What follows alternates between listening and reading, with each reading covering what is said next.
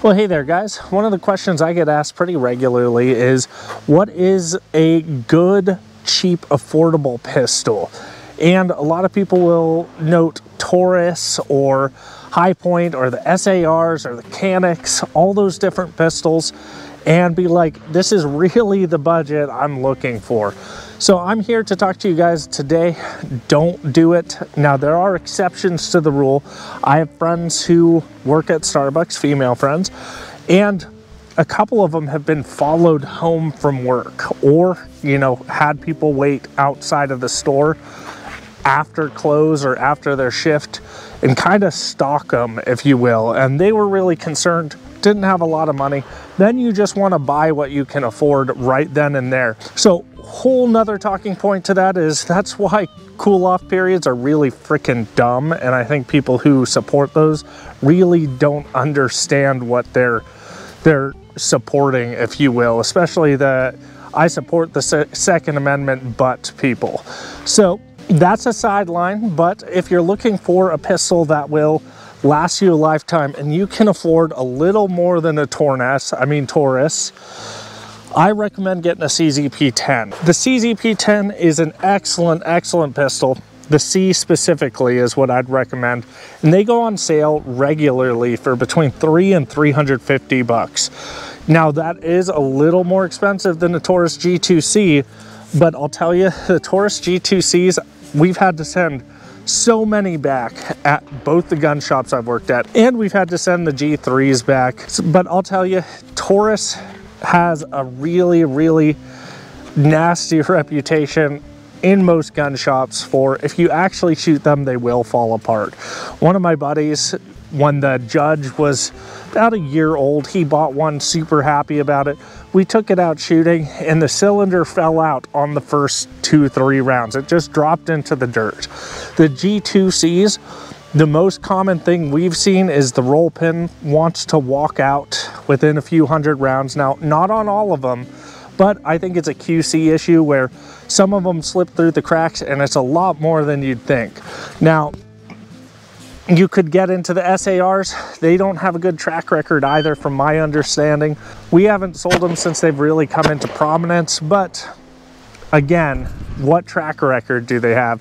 And the Canics, I think they're fairly good guns, but when you can get something that passed NATO specs and all that good stuff for $300 to $350, it's really hard to argue to go with something else. Especially, God, you're looking at spending $200, $250 for a Taurus. So this gun for $300 to $350, it's about $100 more than a Taurus. But what's great about that is it is a much higher quality pistol, something you can definitely rely on to save your life, and something that you can shoot regularly and train with and know it'll hold up to the abuse. Unlike Taurus, from the track record I've seen, dealing with quite a few of them. My first gun shop I worked at, we would always laugh because Taurus was the #1 warranty claim we had to deal with. But I digress.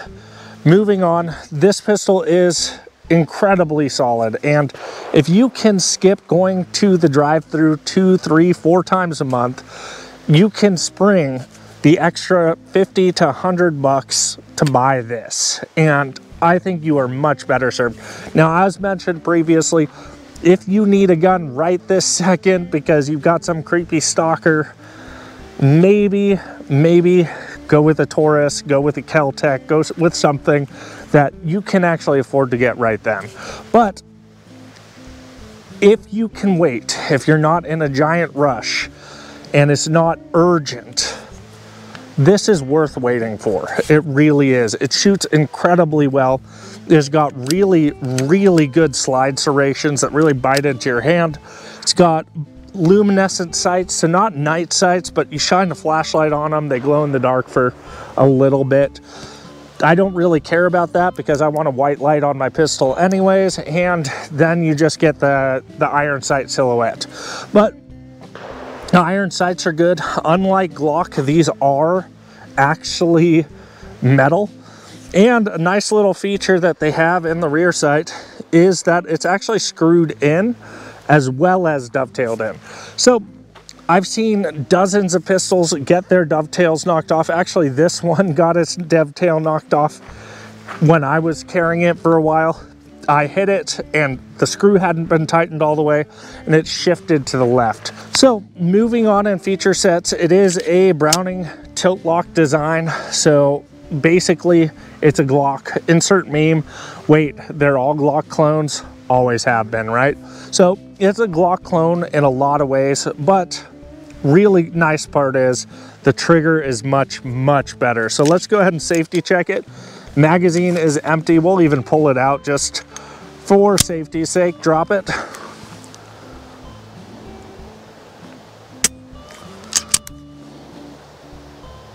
Much crisper wall, just a little bit of creep, but not bad.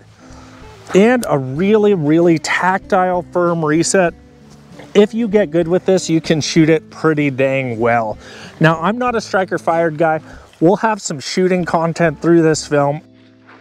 So forgive me, it's about 15 degrees out here. I can't really feel my fingers. So my shooting's not the best, and let's not pretend like it's the best on normal days too. But the CZ P10C is an incredibly good shooter. I shoot double action, single action almost exclusively. However, this striker fire trigger has a really, really defined wall, a short reset.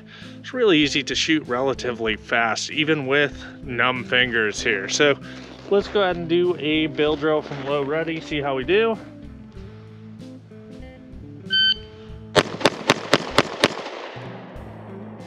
.214, splits a 0.25. Let's see if we can speed that up a little bit.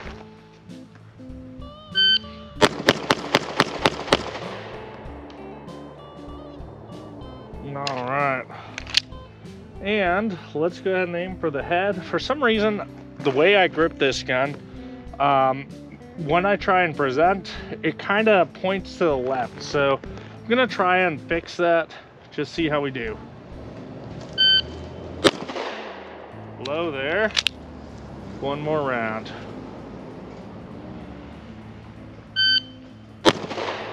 Low. All right. So that was fairly centered, those two rounds. I'm pretty happy with that, but you know, better shooters would do better. I haven't shot a striker fired gun in quite a while, since last fall, I think. And so I'm a little rusty with them. I like double action, single action guns. Moving on in feature sets, it does take down like a Glock. I'm not going to take it down on camera because the YouTube gods will hate me for it, but it's just got this little bar here that you pull down on both sides, slide comes forward, breaks apart into 4 pieces. Really, really handy. Now, one thing I do really like about this pistol over a lot of striker fired pistols is the grip texture. Now, there's a fine line of grip texture. There's Glock 19 Gen 3 grip texture, which is basically smooth as anything can be. You've got no real bite into the pistol. So a lot of people would either A, stipple them, or they would B, get grip tape or something else along those lines to really give them a good purchase on the pistol. And the other end of the spectrum is that Smith & Wesson M&P 2.0s. I like that grip texture from a shooting perspective, but from a carry perspective, I really, really hate it. I have seen multiple people come in, they carried a 2.0 inside the waistband, and they're going through undershirts like it's going out of style.